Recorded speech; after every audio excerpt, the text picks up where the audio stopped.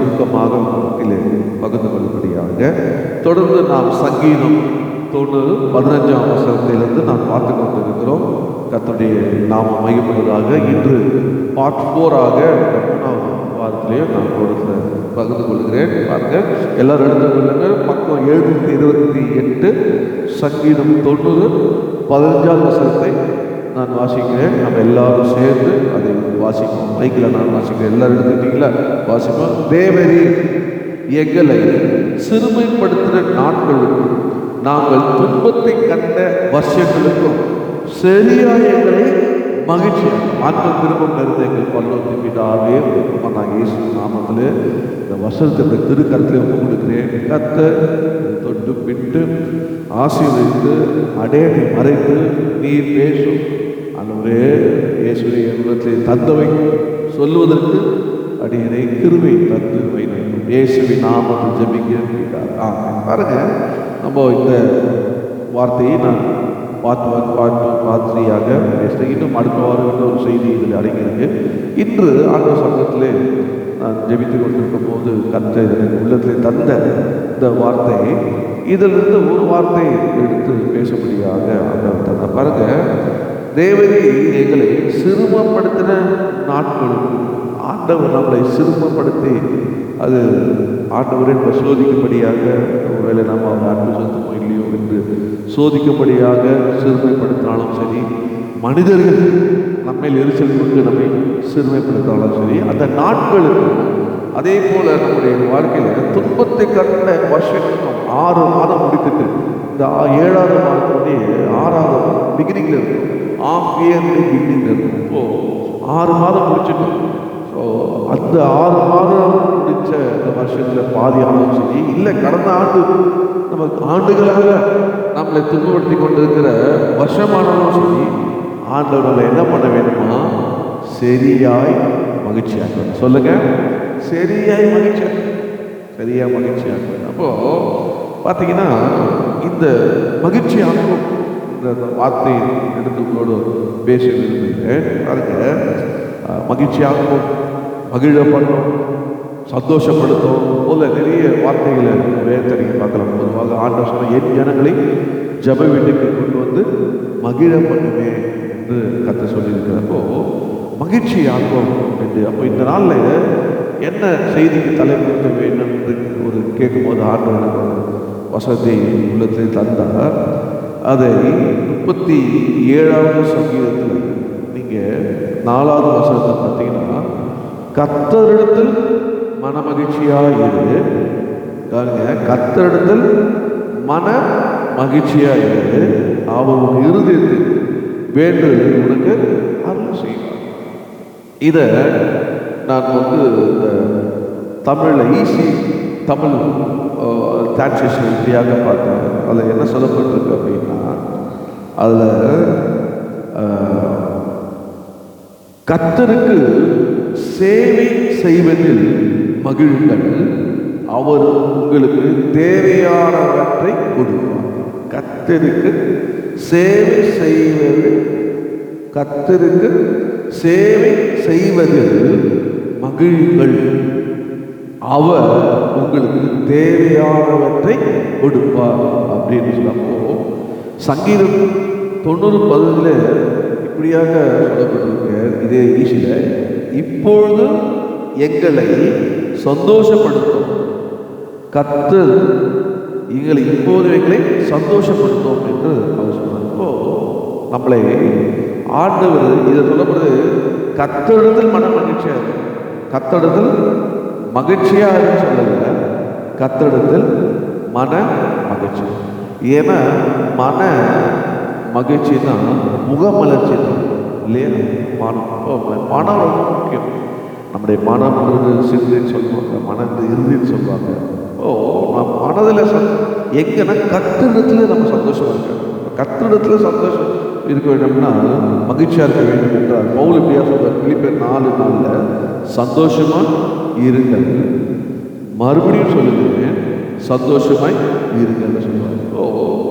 கர்த்தரிடத்துல தான் நம்ம வருஷம், நம்ம துன்பத்தை கண்டு சிறுமைப்படுத்த நாட்களுக்கும் வருஷத்துக்கும் நம்ம சரியா கர்த்தர் மகிழ்ச்சியாக நம்ம முதல்ல என்ன பண்ணணும்னா கத்தரிடத்துல மன மகிழ்ச்சியாக ஆண்டவரே சிலர்னா ஆண்டவர்கிட்ட சண்டை போடுவாங்க.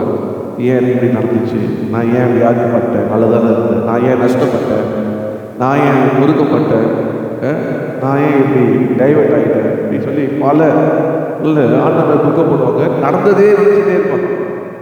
பக்கத்தில் இருக்கிறவங்க எல்லாரும் நடந்ததே பழையசே நினச்சிட்டே இருப்பாங்க. வேதம் சொல்லுறது பூர காலத்தை சிந்திக்க வேண்டாம் என்று ஆண்டவர் முந்தினதை யோசிக்க வேண்டாம் அப்படின்னு சொல்றப்போ இதோ நான் புதிய காலத்தை செய்ய மாட்டேன். அதனால் போனது தான், திரும்பி அது வராது. ஆனால் ஆண்டவர் நம்மளோடது புதிய காலத்தை செய்யப்போ நினச்சதே நினச்சி சோர்ந்து போகக்கூடாது, நினச்சி மனம் முடிஞ்சிடக்கூடாது, நினச்சி இன்னும் எலும்பு முடியக்கூடாது. என்னங்க எல்சிட்டே போறீங்க அப்படின்னா சுகர் இல்லைங்க, கவலையாக அடுத்தது. முதல்ல பார்த்தீங்கன்னா இப்படி அடிச்சிங்க ரொம்ப கவலையா அப்படின்னு. ஆனால் இப்போ ஆளை எல்சிட்டா இருக்காங்க, இல்லைங்க சுகர் வந்துச்சான்னு கேட்குறாங்க. ஸோ உன்னுடைய வாழ்க்கையில் சந்தோஷமாக இல்லாதபடி நம்மளை இந்த சிறுமப்படுத்துறதும் துன்பப்படுத்துகிற காரியங்கள் வாழ்க்கை வேறு சொல்லுவாங்க பாருங்க. எங்க பட்டாதாங்க தெரியும், நீங்கள் சொல்கிறீங்க ஆனால் பட்டாதாங்க தெரியும். ஒரு மனுஷன் வாழ்க்கையில் படம் அது மற்றவங்க அனுபவம் தெரியும். அது வரைக்கும் சொன்னால் சொல்கிறாரு அப்படின்னு, என்ன கஷ்டம் சொல்கிறாரு, என்ன லாஸ்ன்னு சொல்கிறாரு, என்ன வியாதி சொல்கிறாரு, என்ன பலவீனம் சொல்கிறாரு. இதெல்லாம் என்ன வயசுக்கு வர வயசுக்கு ஏற்ற மாதிரி பலவீனங்கள் வரும் எல்லாம். ஆனால் வேதம் சொல்லுறது நம்மளை எல்லா சூழ்நிலையிலும் நம்ம என்ன செய்ய வேண்டும்னா கர்த்தரிடத்தில் மன மகிழ்ச்சியாக இருக்கணும். அப்போது மன மகிழ்ச்சியாக இருந்து அவர்கிட்ட போய் ஜெபம் பண்ணும்போது அவர் என்ன பண்ணுவாங்க, இறுதியத்தின் வேண்டுதலை உனக்கு செய்வார். மன மகிழ்ச்சியோடு போயிட்டு ஆண்டவரே என்னை ஜெபம் பண்ணுறதுக்கு இந்த நாளை உயிர் தந்தீங்களே, உயிரோடு இருக்கிறேன். ஏன்னா மரித்தவர்கள் தேவனை துதியாக, நான் மரித்தவர்கள் உயிரோடு இருந்து என்னை ஜெபம் பண்ணுறதுக்கு எனக்கு உயிரை தந்தீங்களே, அதுக்காக உங்களுக்கு ஸ்தோத்திரம் அப்படின்னு சொல்லி ஆண்டவரை மகிழ்ச்சியாக இருக்கிறாங்க. அந்த மகிழ்ச்சியை இறுதி வேண்டல ஆண்டவர் செய்யும். அதனால தான் நம்ம பாடணும், மகிழ்ச்சி பொங்க பாடிடுவேன், மகிழ் அப்படின்னு பாடுவோம். இந்த கோஷமெல்லாம் பார்த்தீங்கன்னா பாட்டே தான் மகிழ் கொண்டாடு. ஆமாம், மகிழ்ந்து கழிவுறு, மகளே பய வேண்டாம், மகனே பய வேண்டாம், நம்ம கர்த்தர் வல்ல பெரிய காரியம் செய்திருவார் அப்படின்னு. அப்போ நம்முடைய மகிழ்ச்சி எங்கே இருக்குன்னா கர்த்தரிடத்தில். சொல்லுங்க, எங்க இருக்கு உங்க மகிழ்ச்சி? எங்க இருக்கு? பக்கத்து வீட்டில் இருக்கா? கர்த்தரிடத்தில் இருக்கு. அங்கிருந்து பேக்ல இருக்கிறாங்க. அது திடீர்னு பார்த்தீங்களா, மைக்ரோசாஃப்ட்ல சாஃப்ட்வேர் ஒரு பக் வந்துருச்சு, எல்லாருக்கும் புரிஞ்சுட்டு இதில் பேக்கில் ஏர்ல உலகம் முழுவதும் ஃபுல்லாக அஃபெக்ட் ஆகிடுச்சு. நினச்சி விட பார்க்கல யாருமே. அப்போது எதுவுமே என்ன இல்லை, இந்த உலகத்தில் மகிழ்ச்சியை தர எப்போவுமே மகிழ்ச்சியாக இருக்கிற ரகசியம் என்னன்னா கர்த்தரிடத்தில் நம்ம மகிழ்ச்சியாக இருக்கும்போது அவர் இதயத்தில் இதயத்தில் என்ன இருக்கு, நீங்கள் என்ன வந்தீங்க, இதயத்தோடு என்ன வந்தீங்க, உங்கள் இதயத்தில் என்ன பாரத்தோடு வந்தீங்க, என்ன பிரச்சனையோட வந்தீங்க, நீங்கள் என்ன பண்ணணும்னா கர்த்தரிடத்தில் நம்ம மகிழ்ச்சியாக இருங்க. அவருக்கு ரெண்டுல அதில் 3 காரியங்களை நான் டக்குன்னு காண்பித்து போயிடுவேன். பாருங்க, முதல்ல ஆண்டவர்கிட்ட கர்த்தரிடத்தில் மன மகிழ்ச்சியாக இருக்க வேண்டும் என்றால் நம்ம என்ன செய்ய வேண்டும் என்றால் அவர்கிட்ட ஜெபிக்க வேண்டும். நமக்காக உங்களுக்காக ஜெபிக்க. பாருங்க, 4:10 பக்கம் 509 ஒரு தனி மனிதன் ஆண்டவரிடத்தில் அவருடைய வாழ்க்கையில துக்கம் நீங்கும்படியாக, வேதனை நீங்கும்படியாக அவர் ஜெபிக்கிறான். பாருங்க, வாசிங்க. 4ஆம் அதிகாரம், அது நீங்க 10வது வசனத்தை வாசிச்சீங்கன்னா வாசிங்க. யாபேஸ் இஸ்ரவேலின் தேவனை நோக்கி, தேவரீர் என்னை ஆசீர்வதித்து என் எல்லையை பெரிதாக்கி உமது கரம் என்னோடு இருந்து தீங்கி என்னை துக்கப்படுத்தாதபடிக்கு அதற்கு என்னை விலக்கி காத்தருளும் என்று வேண்டிக் கொண்டான். ஆண்டவர் என்ன பண்ணாரா, அவன் வேண்டிக் கொண்டதை தேவன் அருளினார். அங்க பாரு, கர்த்தரிடத்திலே மன மகிழ்ச்சியாரு அவன் விடுதலை அருள் செய்வான். அப்போ ஒரு மனித வாழ்க்கையில எப்பவுமே எதுக்கு ஜெபம் பண்றானோ இல்லையோ, ஆண்டவரை என்ன ஆசீர்வதிங்க. நீங்கள் அப்படி ஜோம் பண்ணீங்களா? இல்லை ஆண்டவரே நான் போகும்போதே என்னை அடிக்க ஜோம் பண்ணிட்டீங்களா? ஆண்டவரே என்ன யாரும் அடி ஜோம் பண்ணி நான் போகிற வழியிலே சித்தர்லாம் என்னை அங்கேயே அடித்து போடுங்க ஆண்டவர் அப்படி ஜோம் பண்ணிட்டீங்களா? ஆண்டவர் ஒருவேளை தடுத்து போடுங்க ஜோம் பண்ணலாம், அடித்து போடுங்கன்னு ஜோம் பண்ண மாட்டோம். ஆண்டவரே சபிச்சு போடுங்க ஆண்டவர் என்ன நேரம் ஜோம் பண்ண கேட்டிருக்கீங்களா? அதுவும் செய்யும். அதுவும் இல்லை, நீதிமொழி எழுதுறாரு, அதிகால சமத்துக்காக சகோதரக்காக ஜெபிக்கிற ஜபம் ஆசீர்வாதத்தை சாபத்தை வர போட்டிருக்காது. அது என்ன மாதிரி ஜபம்? ஆனால் ஒரு மனிதன் தேவனிடத்தில் என்ன ஜெபிக்க வேண்டும்னா, ஜெபிக்க ஒவ்வொருவரும் மறக்காம தேவனை வேண்டுதல் செய்ய என்ன விண்ணப்பம் பண்ணுவேன்னா, என்னை ஆசீர்வதிக்கணும், என்னை ஆசீர்வதித்து நான் பெருகணும், என்னை பெருகணும் சொல்ற பாருங்க. வா ஆழம் வளரணும் சொல்லுங்க, பக்கத்தில் பார்த்து வா ஆழம் வளரணும் சொல்ல மாட்டீங்களா? அறிவும் வளரணும் சொல்லல. வா ஆள் வளர்ந்துங்க, அதோடு என்ன வளரணும்? அறிவும் வளரணும். ஒரு பழமொழி. எப்போ நம்முடைய வாழ்க்கையில் எப்பவுமே வளரும், நம்முடைய வாழ்க்கை எப்பவுமே பெருகணும். அது எப்படி வரணும்னா ஆண்டவரை ஜெபம் பண்ணணும். ஆண்டவரே என்ன தண்ணி மனிதனில் எந்த பண்ண ஆண்டவரே இப்போ என் எல்லையை பாருங்க, இந்த எல்லையில் இருக்க இதே எல்லையில் இருக்கக்கூடாது. சில பார்த்தா அப்படியே இருப்பாங்க 20 வருஷம் எப்படி போனா அப்படியே அப்படி இருக்கக்கூடாது, அப்படி இருக்கக்கூடாது. அப்படி ஜாப் ஒரு சிலருக்கு வேற வழி இல்லை, வயசு ஆயிடுச்சு, அதுதான் அவங்களுடைய டெஸ்டினேஷன் அவங்க முடிவு பண்ணுவாங்க. அது அவங்களுடைய இறுதியில் வேண்டுதல், அதை விட்டுருவோம். ஆனால் துடிப்பா சின்ன வயசுல தேவ சமூகத்தில் வளர்றீங்க, சின்ன வயசுலேருந்தே ஆன சமூகத்தில் வளர்ந்து வரீங்க. அப்படியே டீனேஜில் அப்படியே வாலிபனாக வரீங்க, அப்புறம் குடும்பஸ்தனாக வரீங்க. அப்படி போகிற வாழ்க்கையில் எப்படி இருக்குன்னா, நீங்கள் எப்படி தானாக வளர்றீங்களோ அது போல் தேவனை ஜெபம் பண்ணி நம்ம வளர்றதுக்கு நம்ம செய்யலாமே. ஆண்டவர் எல்லாரும் செய்வார், எல்லாரும் செய்வார்னா செய்யவே போகிறேன். நான் படிக்கவே மாட்டேன், பாஸ் ஆகிடுவீங்களா? நீங்கள் படிக்கணும். நான் உழைக்கவே மாட்டேன், மாதம் வரும்னு சொன்னீங்கன்னா வந்துடுமா? அந்த மாதிரி ஏதாவது தான் சொல்லுங்கள், கேளுங்க. அந்த மாதிரி எதாவது இருக்கா? வேலைக்கே போக மாட்டேன், வேலையே செய்ய மாட்டேன், ஆனால் மாதம் வரைக்கும் தான் வந்துடும் சம்பளம் வந்து. அதுக்கு நீங்களே ஒரு கம்பெனி ஆரம்பிச்சு, நீங்களே மாதம் பண்ணுங்க, உங்களுக்கு சம்பளம் போட்டுங்க. அதான் ஒரே வழி. யாரும் என்ன பண்ணாங்க, சும்மா சம்பளம் தரவே மாட்டேன். ஸோ எல்லாம் இந்த உலகத்தில் என்ன சொல்கிறாங்கன்னா, அரசாங்கம் என்ன சொல்கிறாங்க, எல்லாம் என்ன சொல்கிறாங்கன்னா, வளர்ச்சி போகிறதுக்கு நீ முதல்ல வளரும், நீ வளரணும். அமெரிக்க தேசத்தில் பார்த்தீங்கன்னா ஏன் அந்த கண்ட்ரி செழிப்பாக இருந்ததுன்னா, முதல்ல எல்லா தேவனுடைய ஊழியர்களுக்கு மிஷினரிகளுக்கு எல்லாம் கொடுத்து ஊழியத்தை தாக்குறாங்க. இல்லை கிறிஸ்தவ கண்ட்ரின்னா அவங்க ரொம்ப சப்போர்ட் பண்ணுற நல்ல கத்துறவங்கள ஆவிக்குரிய பிரகாரமாக அவங்க ஆசிரியர். ரெண்டாவது எப்படின்னா, வீட்டில் உள்ள அத்தனை பேர் என்ன பண்ணுவாங்க, வேலை செய்யணும். 10th தான் 10வது வரைக்கும் அப்படியே பிள்ளைங்களே சேஃப் கார்ட் பண்ணிகிட்டே வருவாங்க. 10th முடிச்ச ஒரு இடத்த கிளம்பு, வீட்டை விட்டு படிக்கிறது, வேலை செய்து ஈவினிங்கில் படிச்சோம். அப்படி தான் 10வது முடிச்ச உடனே பசங்க என்ன பண்ணாங்க, காலேஜ் +1 +2 கிடையாது. வசதி உள்ளவங்களாம் வீட்டோட வச்சு பண்ணுவாங்க. மற்றபடி எல்லா பசங்களும் பார்த்தீங்கன்னா ஏதாவது ஒரு பிஸா இல்லை ஹோட்டல், எங்கே பார்த்தாலும் வாலிபல் நீங்கள் பார்க்கலாம். அங்கே என்ன பண்ணுறாங்க, வேலை செய்யறது, ஈவினிங்கில் படிக்கணும், இல்லை காலையில் ஸ்கூலுக்கு போயிட்டு ஈவினிங்கில் வேலை செய்யணும். அவனே சம்பாதித்து, அவனே வாடகை கட்டி, அவனே சாப்பிட்டு, அவனே ஸ்கூலுக்கு போயிட்டு, அவன் எதிர்காலத்தில் அவனே நேர்ந்த முடியுமா, வாழ்க்கை வேண்டிய துணையும் அவனே தெரியுமா, எல்லாம் அவனே.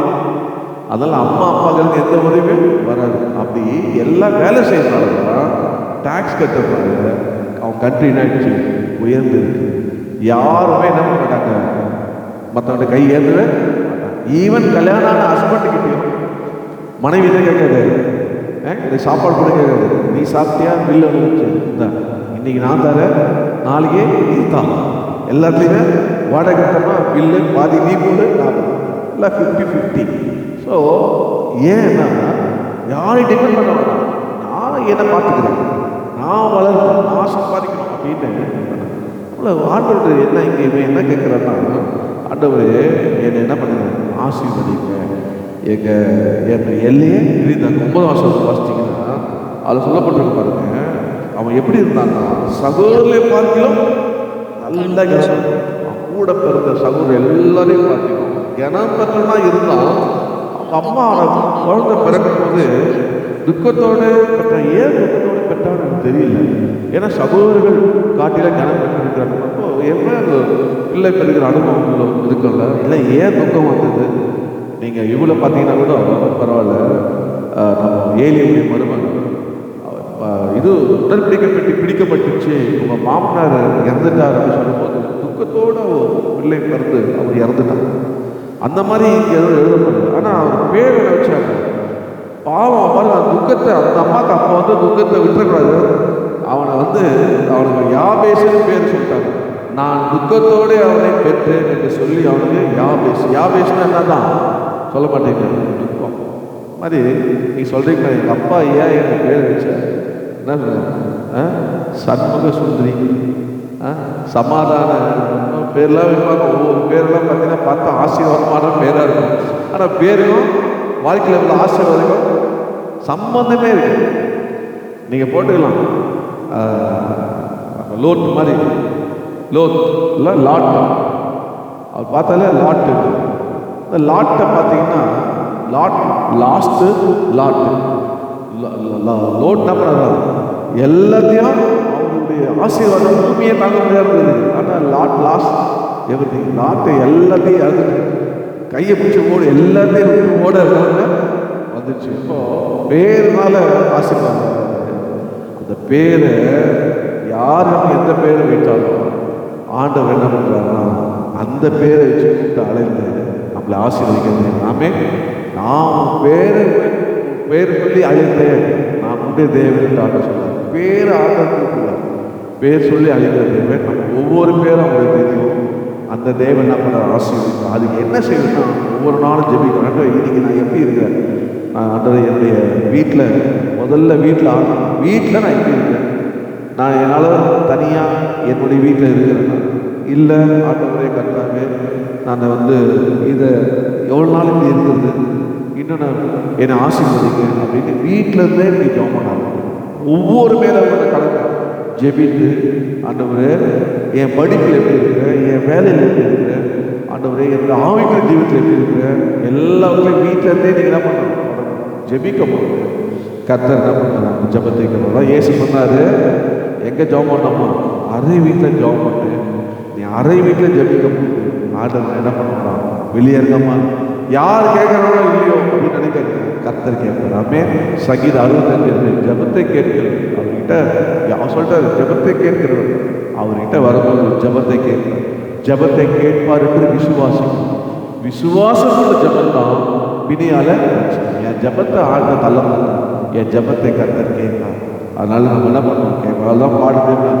ஜெபத்தை கோ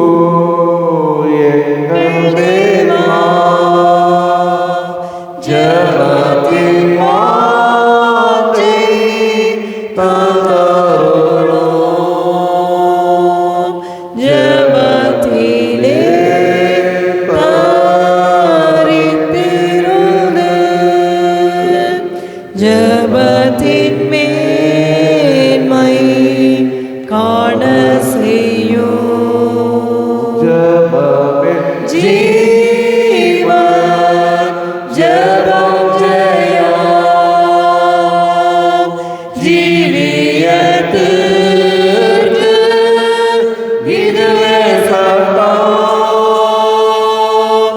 ஜபமே ஜீவன், ஜபம் ஜெயம், ஜீவியத்திற்கு இதுவே சட்டம். வாழ்க்கை வாழ்வதற்கு சட்டம் சொல்லுங்க, பக்கத்தில் பார்த்து சட்டம். ஜீவத்துக்கு ஜபம் தான் சட்டம். ஓ ஜெபிக்கிற ஒவ்வொரு நாளும் முதல்லாம் பார்த்தீங்கன்னா எல்லாத்துக்கும் ஜெபம் பண்ண மாட்டோம், ஏதாச்சும் ஜெபிக்கலாம். பழைய விசுவாசிகளாக பார்த்தேன், ஊழியர்கள்லாம் பார்த்தேன், என்ன ஜெபிக்கலாம். உங்களுக்கு எப்படி இருக்கும், நம்ம சொல்லிட்டே இருக்கோம் ஜெபிக்கலாம். அதுக்கு ஏதாவது வழி சொல்ல மாட்டாங்க. ஜெபிக்கலாம் கர்த்தர் பார்த்து ஜெபிப்போம், அவ்வளோதான். அவங்களுக்கு தெரிஞ்சல ஜெபம் தான். ஜெபிட்டாங்க, ஆண்டவர் ஜெபத்தை கேட்டு என்ன பண்ணாங்க, பெரிய கான்வர்சேஷன் போல நம்முடைய ஆண்டவர் ஜெபிக்கணும். நீ ஜெபிக்காம நீ வந்து அஸ்திபாரம் போடாமல் நீ வீட்டை கட்டிட்டு ஒரு வீடு நல்லா தான் இருக்குன்னு போயிட்டு இருக்கான். ஒரு நாள் இந்த வீடு என்ன பண்ணும்? கபால விழும். அப்போ அஸ்திபாரம் தேடு ஜபத்துக்கு இவங்களுக்குலாம் அவங்களுக்கு கூட. நான் சொல்கிறேன், ஒரு மனிதன் ஒரு மனுஷி ஜெபிக்கிற சின்ன வயசுலேருந்தே ஜெபிக்கிற எல்லா காலம் ஜெபிக்கிற அனுபவம் உள்ளவங்கன்னா எந்த காற்றும் எந்த மழையும் எந்த பிரச்சனையும் அந்த வீடு இடிக்கவே முடியாது. அந்த ஜபம் ஆண்ட ஜபத்தை கேட்கலாமே. அதனால ஜபத்தில் நீ வந்து வாழ்க்கையை எப்படி யாருக்கும் எப்படி இருக்குன்னா ஜபம் எல்லாம் எப்படி எல்லாம் உங்கள் ஜபம் கத்தரின் ஜபம் ஜபம் ஜபம் அவ்வளோதான். ஜபம் சொன்ன போது கிருபன் சொன்ன ஜபம் ஜெபிக்கணும். எல்லாத்தையும் ஜபம் ஆண்டவரே உங்களுக்காக என்ன பண்ணோம்? இயேசு நாமத்தில் நான் வியாதியா எங்கே வந்திருக்கேன் ஓடு சொல்லி ஜெபிக்கதான் ஆண்ட சொல்லி கொடுத்துருக்கேன். ஆண்ட வியாதி சொல்ல கைகளை வைங்க, அப்போது சுஸ்தமாவாங்க.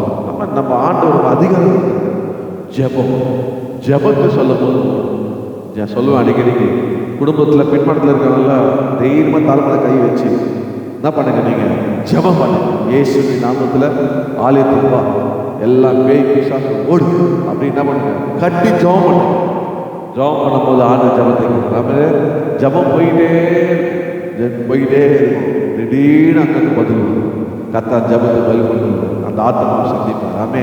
எங்கள் அம்மா நான் அடிக்கடி சொல்லுவேன், எல்லாம் 5 பேரும் பார்த்துக்கணும், எல்லாம் பெட்ஷீட்டை மூடி காலையெல்லாம் தெரியக்கூடாது, விடவே மாட்டாங்க. பெட்ஷீட்டை வச்சு இழுத்து கையை எடுத்து தலை மேலே வச்சு அப்படியே தூக்கிட்டு முடிச்சு ஆட்டி ஓ பிசாசு ஓ பிசாசுன்னு எல்லாரையும் தலைமைக்கு வச்சு பிசாசை விரட்டிட்டே இருக்காங்க. எப்படி டெய்லி தலைமைக்கு வச்சு போட்டோம், டெய்லி விட்டே மாட்டோம். ஆனால் அவங்க ஜபந்தான் ஒரு நாள் பிசாசு போச்சு. ஆமே. இன்னைக்கு நிற்க வச்சுருக்கேன்னா ஜபந்தான். ஆண்டவர் ஜெபிக்கும் போது ஜெபிக்கிறார். அதுபோல நம்ம ஜெபிக்கணும். நம்ம ஒவ்வொரு காரியம் ஜெபிக்க சொல்லணும். என் வீட்டில் என்னுடைய வாழ்க்கை எதனால கட்டப்பட்டது? ஜெபத்தினால கட்டப்பட்டது சொல்லி பாருங்க. எப்படி ஜெபிக்கிறாங்க அவங்க ஆண்டவர் கரை என்னோடு இருக்கும். என் வாழ்க்கையில் துக்கம் என்ன பண்ணக்கூடாது, நான் வந்து என்னை வந்து எந்த அந்த ஒரு துக்கமும் என்னை தாக்கக்கூடாது ஆண்டவரே சொல்லி ஜெபம் பண்ணாங்க. எந்த தீங்கும் எனக்கு வரக்கூடாது ஆண்டவரே சொல்லி எல்லாத்தையும் நான் விளக்குங்க சொல்லி ஜெபம் பண்ணுறான். கருத்தாக ஜெபம் பண்ணுறான். கத்த ஜபத்தை கேட்டு இருந்து விடலானுங்க அருள் செய்தான். அப்புறம் என்ன வேணும், அவன் கனம் பெற்றவன் இன்னும் எல்லை ஆகுது பெரிதாகி பக்கத்தில் சொல்லுங்க.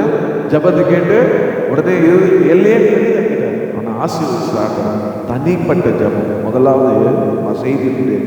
தலைப்பு நான் சொல்லுவேன்னா அதில் சொல்லப்பட்டது போல கத்தருக்குள்ள நம்ம மகிழ்ச்சியாக, அதுதான் இன்னைக்கு நான் சொல்லப்படுறேன். சரியாக மகிழ்ச்சியாக நாம் சரியாக மகிழ்ச்சியாகனா கத்தருக்குள்ள நம்ம மன மகிழ்ச்சியாக இருக்கணும்.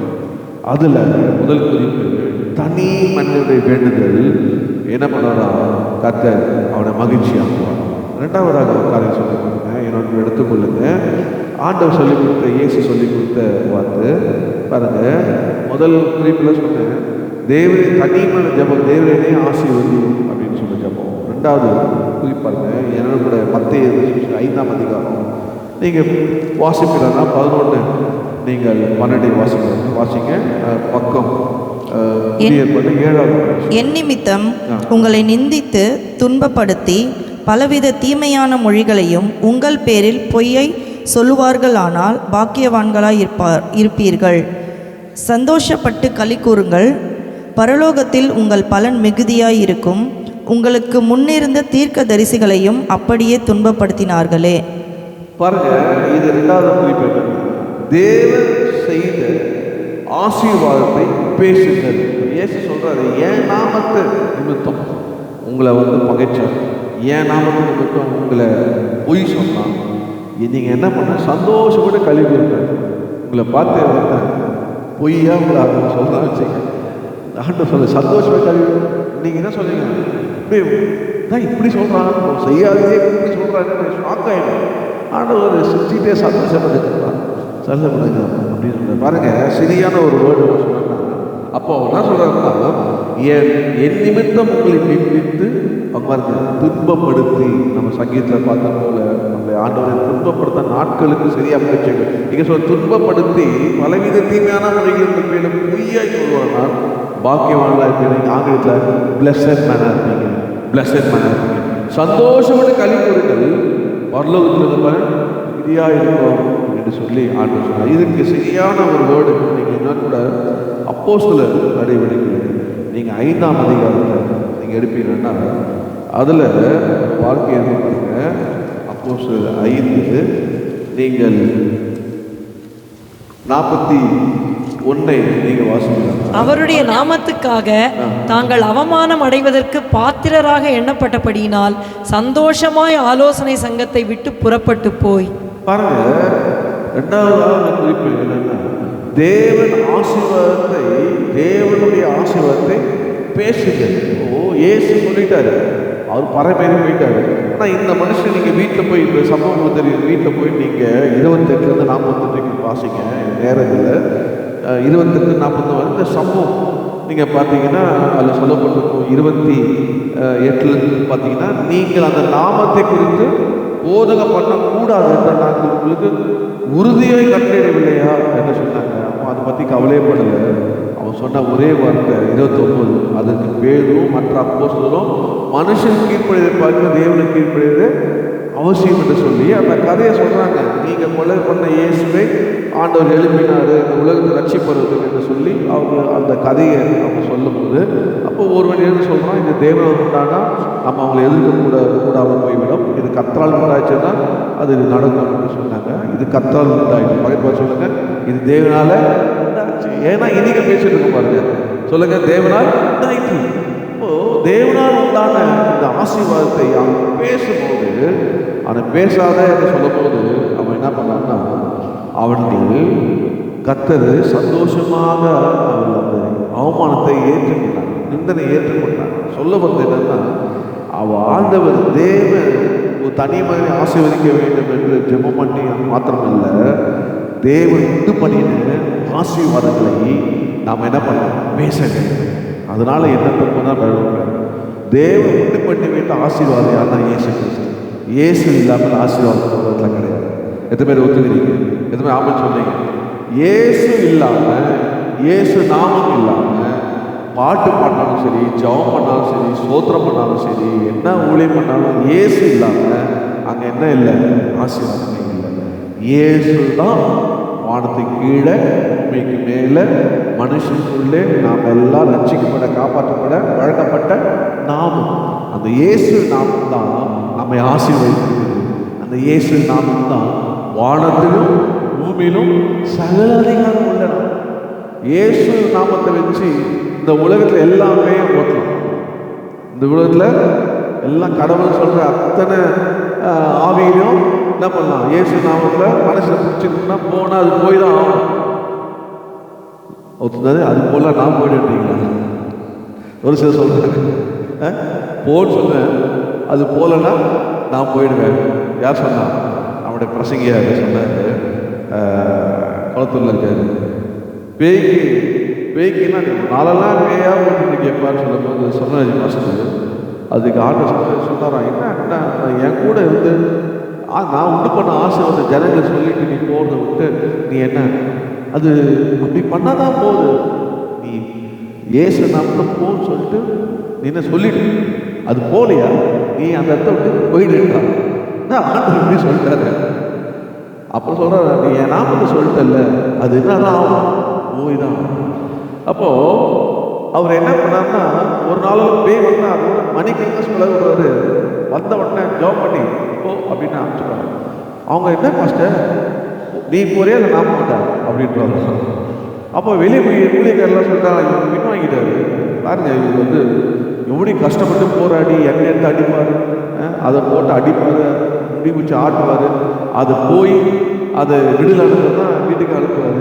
அப்படின்னா உடனே ஏசு நாமத்தில் போன்னு சொல்கிறாரு, அது போலையா கூட்டு போட்டார், இல்லை நான் போயிடுவேன்றாரு அப்படின்னு சொல்லி வெளியே மூளைகள்லாம் பேசிட்டு போயிட்டுருக்காங்க. போகிற வழியில் இந்த பேய் பேசுதான் போன்னு சொன்னாங்க. அவன் போனாங்க, சும்மா போகக்கூடாதா, இயேசு நாமத்தில் போன்னு சொல்லிட்டாங்க, நான் எப்படி போகாமல் இருக்குது, இயேசு நாமத்தில் போக சொல்லிட்டாங்க, நான் எப்படி போகாமல் இருக்குது, இயேசு நாமம் சொல்லல ஊழியர்கள்லாம் பார்க்குறாங்க சொல்லிட்டு தப்பு போகிற வழியிலே அதுவே போயிடுச்சு. ஏன் இயேசு நாமத்துல ஆமே. அதான் வானத்திலும் பூமியிலும் மேலான நாமம், வல்லமையுள்ள நாமமது. வானிலும் பூவிலும் மேலான நாமம், வல்லமையுள்ள நாமமது. தூய சொல்லின் துதித்திடும் நாமமது. தூய சொல்லின் துதித்திடும் நாமமது. இயேசு என்ற திருநாமத்திற்கு எப்போதுமே நீங்க ஸ்தோத்திரம். இயேசு என்ற திருநாமத்திற்கு எப்போதுமே நீங்க ஸ்தோத்திரம். இயேசு இந்த நாமத்தை அவர் உண்டு பண்ணின ஆசீர்வாதத்தை சொல்லும்படி நாம் அழைக்கப்பட்டிருக்கோம். ஆமே. இந்த அப்போஸ்தலர்கள் அதை செய்தாங்க, அதுக்கு ஆவியானவர் உதவி செய்தார். அதனால தான் சொல்லுவேன், நீங்கள் ரட்சிக்கப்பட்ட உடனே பரிசுத்த ஆவியினை அபிஷேகத்தை பெற்றுக்கொள்ள வேண்டும். அப்போது நீங்கள் சாட்சியாக வாழ முடியும். அப்போது நீங்கள் என்ன பண்ணலாம்? இயேசு நாமத்தில் ஆண்டவர் செய்த ஆசீர்வாதத்தை பிரசங்கிக்கலாம். இயேசு இல்லாமல் ஒரு மனித வாழ்க்கையில் ஆசீர்வாதமே கிடையாது. பக்கத்து சொல்லுங்க, இயேசு இல்லாமல் கிடையாது. ரட்சிக்கப்படாமல் ஆசீர்வாதம் கிடையாது. நீங்கள் என்னதான் வாழ்க்கையில் நீங்கள் பாடுபட்டு பிரேசப்பட்டாலும் இருதயத்தில் வெறுமை தான் இருக்கும். உண்மையான ஆசீர்வாதம் அந்த இயேசு உள்ள வரும்போது அவர் தருகிற சமாதானம், அவர் தருகிற சந்தோஷம். என்ன சந்தோஷம்? ஆண்டவர் நம்ம தருகிறார். இந்த உலகத்தில் வாழ்வது என் கூட இருக்கிறாரு. இந்த பாவியாக நேசித்தார். இனிமேல் ஆண்டவர் பரலோகத்தில் சேர்க்கிறாரு. இந்த சந்தோஷம் சமாதானம் இந்த உலகத்தில் எது இருக்கு இல்லையோ ஆண்டவர் என்னை எப்படி வச்சுக்க வாழ்க்கையில் நிம்மதியாக இருக்கப்பா. எப்படி இருக்கேன்? எந்த தொல்லை இல்லாமல் நிம்மதியாக இருக்கேன். அதுக்கு வேண்டிய பேய் தொல்லை, வியாதி தொல்லை, வாழ்க்கையில் சம்பாதிக்க தொல்லை, வாழ்க்கையில் முன்னேற தொல்லை, இதெல்லாம் தொல்லைகள் இருந்தது. ஆனால் என் இயேசு எப்போ என் வாழ்க்கையில் வந்தாங்க, தொல்லை கஷ்டம்லாம் தீர்ந்துச்சு. ஆமே. துக்கம் துன்பம் எல்லாம் மாறிடுச்சு. என் இயேசு எனக்கு உதவி செய்கிறார். ஆமே. அதனால தான் நம்ம எல்லாம் உட்காந்து இருக்கணும். இன்னும் நமக்கு உதவி செய்து கொண்டே இருக்கிறார். இயேசு செய்த நன்மைகளை குறித்து தைரியமாக பேசினார். பேசும்போது ஆண்டவர் அவரோடு இருந்தார். ஆமே. நம்ம ஆண்டவர் குறித்து பேசணும். அதனால என்ன துன்பம் வந்தாலும் இயேசுக்காக என்ன துன்பம் என்ன பண்ணுறது? பொய் சொல்லுங்க, சத்தியத்தை சொல்லணும், உண்மையை சொல்லணும். ஆமே. வாழ்க்கையில் பெற்றதை சொல்லணும். நான் பெற்ற இயக்கம் இப்பெருக ஒய்யை சொல்லுவோம். நான் பெற்ற விடுதலை, நான் பெற்ற சந்தோஷம், நான் பெற்ற ஆசீர்வாதம் யார் மூலியமாக? என் ரட்சகராகி இயேசு கிறிஸ்து மூலியமாக. ஆமே. ஒரு நாள் அவங்களுக்கு தெரியும். உலகத்தில் மக்களுக்கு இயேசு ஆண்டவர் ஒரு நாள் அப்போ தெரிஞ்சு பிரயோஜனம் இல்லை. ஆண்டவர் சொல்றாரு, இப்பவே தெரிஞ்சுக்கணும். ஆமே. இப்பவே தெரிஞ்சுக்கணும். ஆண்டவர் தான் வழி, ஆண்டவர் தான் சத்தியம், ஆண்டவர் தான் ஜீவன்.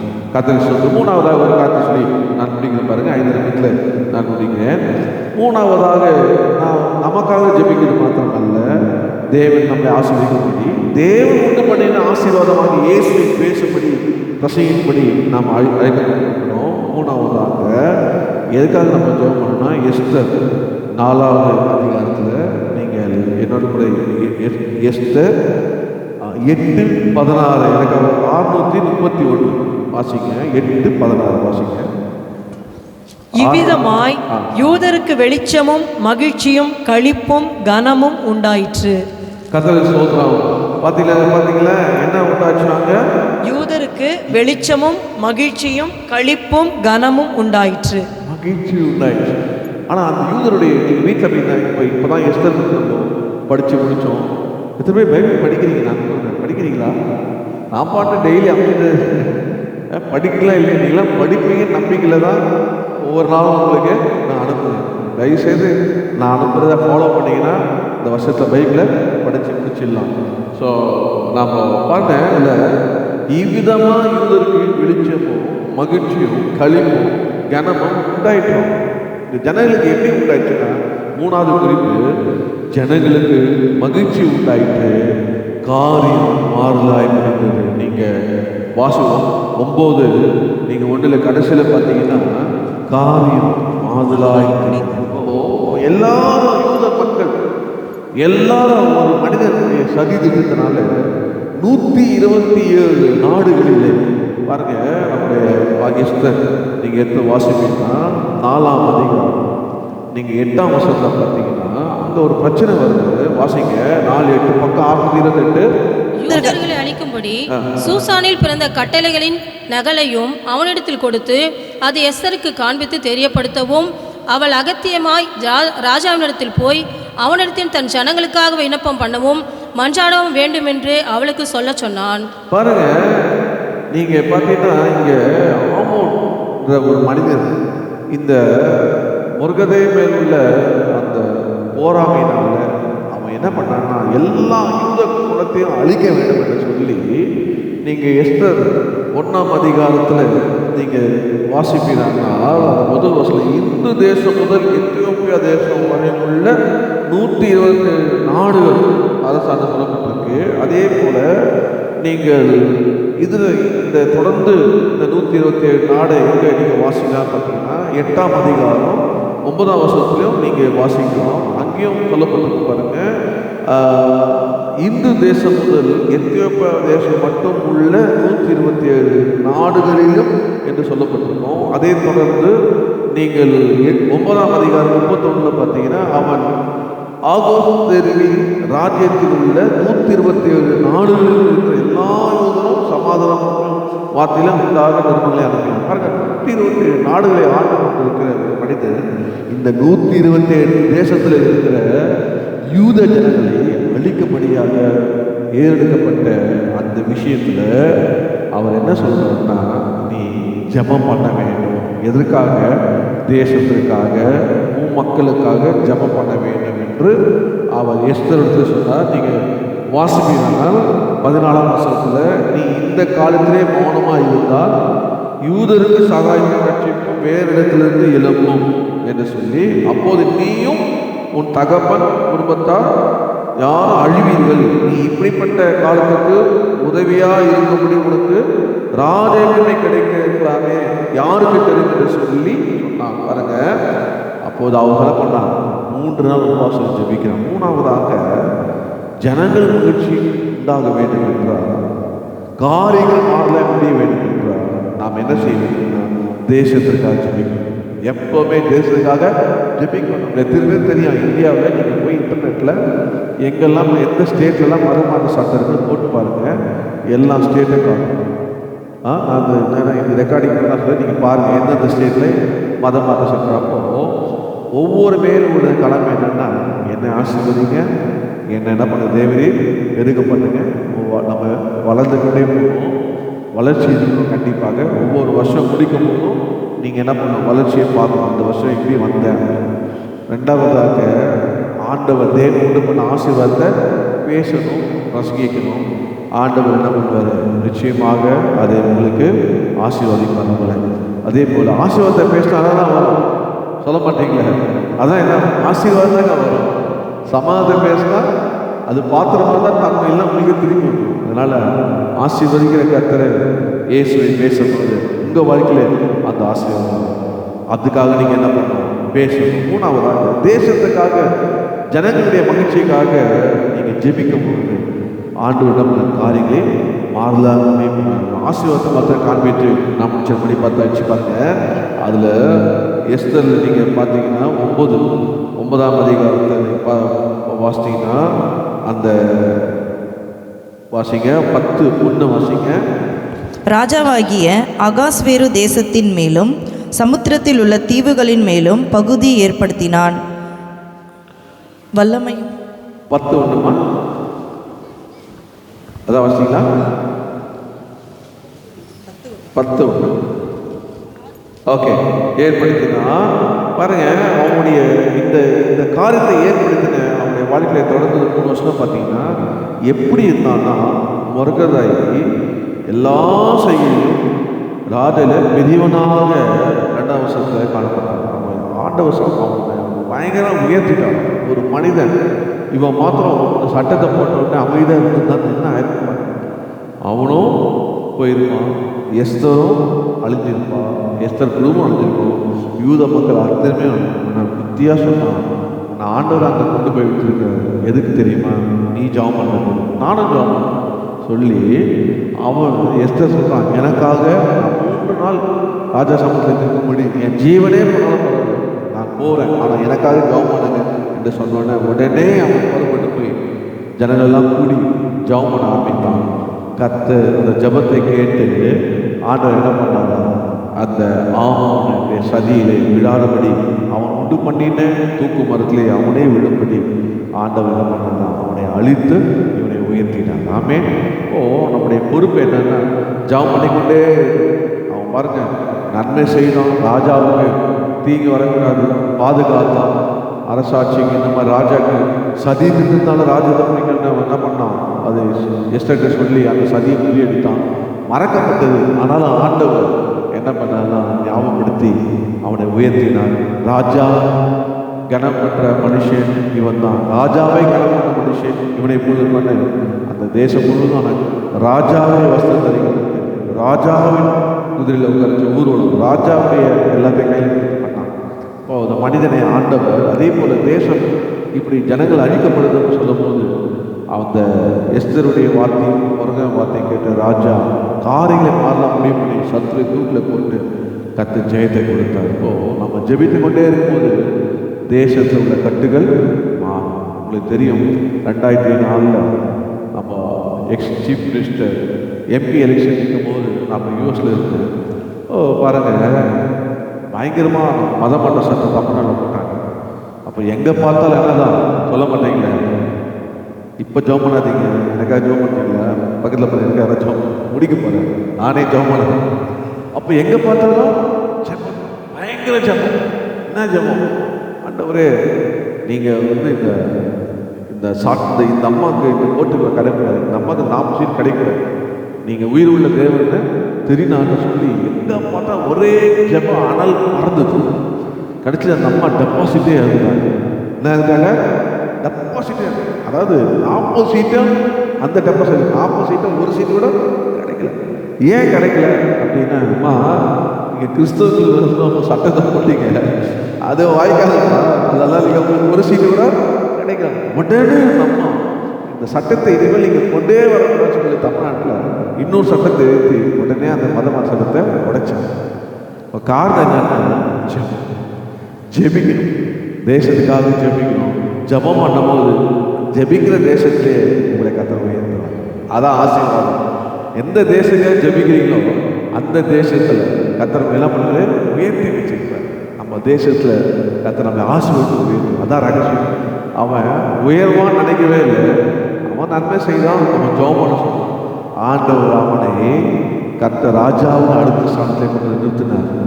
அவன் என்ன பண்ணான், ஜெபம் பண்ண சொன்னான். அவன் ராஜாவும் அந்த தேசத்தின் நலத்துக்காக உழைத்தான். அவன் அதை சதித்ததை முறியடிக்கிறான். கர்த்தர் அவனை உயர்த்தினார்.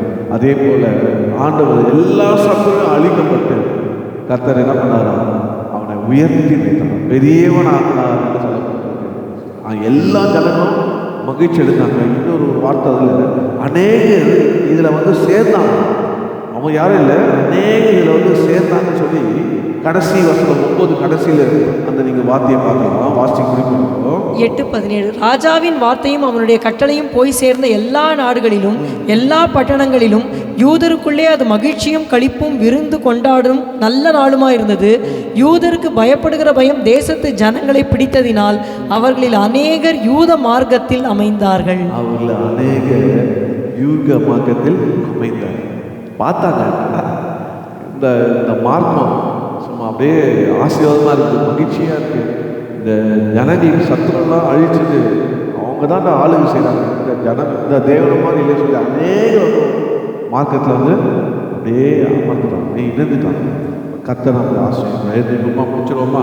கர்த்தரை சுமத்துறோம். 10:5 ஆயிடுச்சு. என்ன இன்னைக்கு ஆண்டவர்கள் மகிழ்ச்சியாக எத்தனை பேர் மகிழ்ச்சியாகவே விசுவாசிக்கிறீங்க? ஆமே.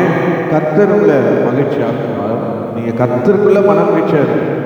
அவர்கிட்ட மன மகிழ்ச்சியாக இருந்து உங்களுக்காக ஜெபம் பண்ணுங்க, கர்த்தர் உங்களை ஆசீர்வதிப்பார். ஆமே. நீங்கள் கர்த்தராக இயேசு உண்டு பண்ணின ஆசீர்வாதத்தை நீங்கள் பிரசங்கம் பண்ணுங்க, சொல்லுங்க, பேசுங்க.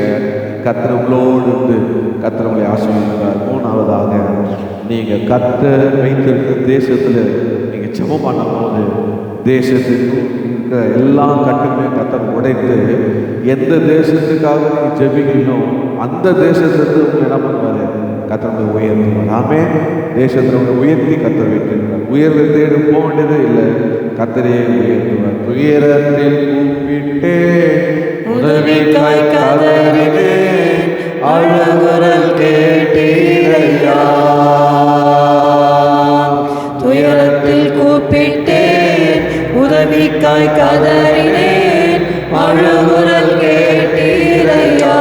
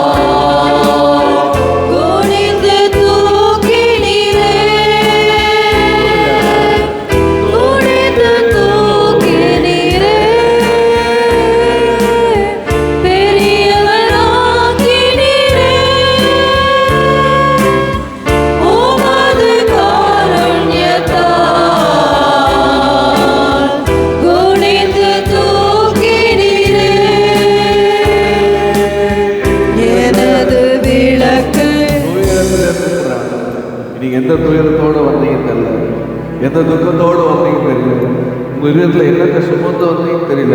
ஆனால் கர்த்தர் சொல்லுகிறாரு, கர்த்தர் இடத்துல மன மகிழ்ச்சியாக அவருடைய ஆலயத்திலே வந்து நீ ஜெபம் பண்ணு, அவரை நோக்கி ஜெபம் பண்ணு. உன் வாழ்க்கைக்காக ஜெபம் பண்ணு, எதிர்காலத்துக்காக ஜெபம் பண்ணு, பார்ட்னருக்காக ஜெபம் பண்ணு, பிஸ்னஸ்க்காக, படிப்புக்காக. நீ எடுக்கிற வாழ்க்கையோட சட்டமே கையில் இருக்கிற ஆயுதமே ஜெபம் தான். அந்த ஜெபத்தை நீ மற்ற ஆயுதத்தை தேடாத, ஜெபம் என்ற அந்த ஆயுதத்தை உபயோகப்படுத்து. தேவனை நோக்கி ஜெபம் பண்ணு. ஜெபத்தை கேட்கிறது அவருடைய கரத்தை மேலே வைத்து உன்னை ஆசீர்வதித்து எதிலெல்லாம் நிறைவாக இருக்கிறோம் அதெல்லாம் நிறைவாக்குவார். அல்லேலூயா. ஜெபம் பண்ணு. ஆசீர்வாதத்தை உண்டாக்கிற தேவன் இயேசு மூலியமாக தான் ஆசீர்வாதம் என்பது பிரசங்கம் பண்ணு. அதை நீங்கள் சொல்லுங்க. கர்த்தர் உங்களோடு இருந்து நம்முடைய ஆவி அளவிலாம் கீழ்ப்படியவர்களுக்கு பரிசுத்த ஆவி தரார். நீ அவர் வார்த்தையை கீழ்ப்படித்து வாழ்க்கையை நீ பேசும்போது தைரியமாய் பேசு. அதான் உண்மை, அதான் சத்தியம். அதனால சத்தியத்தை அவங்க அறிவார்கள், அந்த சத்தியம் அவங்க விடுதலையாகும். கர்த்தர் என்ன பண்ணுறார்? அந்த ஆவினால் பயன்படுத்தணும், இல்லை பயன்படுத்துவாங்க. இன்றைய நீங்கள் சொல்கிறது 2024 வருஷமாக இந்த ஆசீர்வாதம் பேசப்பட்டு கொண்டு இருக்குது. இயேசு இன்னும் பேசப்பட்டு கொண்டு இருக்கிறது. முதல் நூற்றாண்டிலே தடுக்க முயன்ற போது அவங்களால கூடாமல் போயிட்டு இனிமேலும் யாராவது கூடாமல், ஏனென்றால் இது உண்மை, இது சத்தியம். அல்லேலூயா. கர்த்தர் மூன்றாவதாக நீ வாழ்ற தேசத்தில் கர்த்தருக்கு ஜெபம் பண்ணு. ஆண்டவரே, ஜனங்கள் விரோதமாக காணப்பட்ட சட்டங்கள்லாம் காரியம் மாறுதான் முடிய வேண்டும். எந்தெந்த தேசத்தில் என்னென்ன சட்டம் இருக்கோ, உங்களுடைய மிஷினரிகள், உங்களுடைய ஊழியக்காரர்கள், உங்களுடைய சுவிசேஷர்கள், உங்களுடைய விசுவாச குடும்பங்கள் அதை பாழாக்கப்படுகிற எங்கள் தேசத்தில் இது காணப்படவே கூடாது. ஒரு என்ன நீங்கள் ஒவ்வொரு நாளும் தேசக்காக ஜெபிக்கும் போது எந்த தேசத்திலிருந்து நீங்கள் ஜெபிக்கணுமோ அந்த தேசத்திலே உங்களை கர்த்தர் உயர்த்துவார், உங்களை பெரியவனாக்குவார். அல்லேலூயா. கர்த்தர் அப்படியாக செய்வது விசுவாசிக்கிறீங்க. கரலை தட்டி நான் பெற்றுக்கொண்டேன்.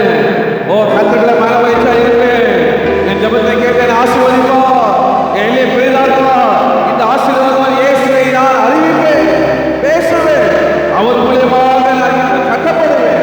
தேசத்துக்காக ஜெபிப்பேன். தேசத்தை ஜெபித்து எல்லாம் கண்களை உடைப்பேன்.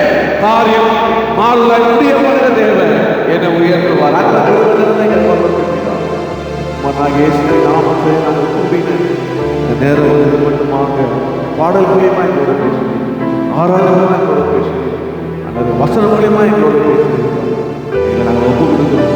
தொடர்ந்து எங்களுடைய ஜீவிக்கு வாழ்க்கையை அதோடைய எல்லாமே ஜபத்தினால் நிர்ணயம் கர்த்தர் ஜபாவை தருகிறார். ஒவ்வொருக்கும் ஜபாவை தருகிறார். இயேசு நோக்கி ஜபிக்கிற அனுபவத்தில் மகனாக மகளாக சிறு வயதிலிருந்து வயது முதிர்மை வரையும் அனுபவம் உண்டாவதாக ஜெபத்தை கேட்டு பதில் தந்து சுகப்படுத்தி பலப்படுத்தி ஆசீர்வாதத்தை எல்லை பெரிதாகும். நாங்கள் பெற்ற இந்த ஆசீர்வாதத்தை பேசும்படி திருப்பி செய்யுங்க. எங்கள் தேசத்துக்காக ஜெபிக்க திருப்பி செய்யுங்க. கேட்ட வார்த்தைப்படி வந்த ஒவ்வொரு ஆசீர்வதிங்க. உடைய ஆணிக்கடாத கரம் ஒவ்வொரு பேரும் வைத்து ஆசீர்வதிக்கிறாங்க. வழிபடுத்திலிருந்து அணியை ஜெபிக்கிறேன். கர்த்தாவுடைய சமாதானம் சுகம் ஆசீர்வாதம் இந்த ஜனங்கள் மேலே இருப்பதாக கர்த்தர் ஆசீர்வதித்து போய் நடக்கும். அது தந்த காணிக்க தசமாலே ஆசீர்வதி இந்த வாரம் முழுவதும் கூட நடத்தும். இயேசுவின் நாமத்தில் ஜெபிக்கிறேன். நல்ல ஆத்மாவை கர்த்தரை சொல்லி என் முழு மேல பசங்களாம என் ஆத்மாவை கர்த்தரை சொல்லி கர்த்தர் செய்த சகலமான நம்முடைய கர்த்தராக இயேசு பிதாவாகிய தேவனுடைய அன்பு பரிசுத்த ஆவியானவருடைய அந்யோன்ய ஐக்கியம் நம்ம அனைவரோடு சகலமான கர்த்தரை வருகிறது என்பதாக. ஆமென் ஆமென். கர்த்தர் ஆசீர்வாதத்தோடு இருப்பார். இந்த வாரம்